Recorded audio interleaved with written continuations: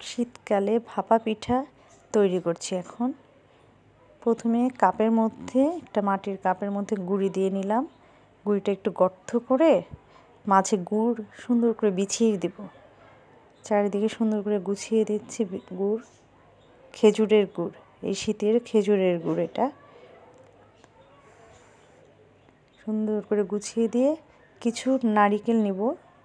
এখন নারিকেল গুড়ের উপর সুন্দর করে আস্তে আস্তে বিছিয়ে দেব। গুড়কে ঢেকে দিলাম।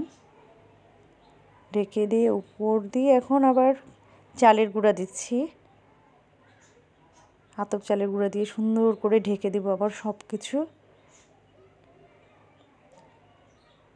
বেশি করে উপরে একটু গুঁড়া দিয়ে আস্তে আস্তে ঘুরিয়ে ঘুরিয়ে প্লেন করে দেব যেন পিঠার শেপটা সুন্দর আসে। উপরে আবার একটু ডেকোরেশনের জন্য নারিকেল দিয়ে দিলাম। এখন একটি কাপড় দিয়ে ভাপে বসিয়ে দিব।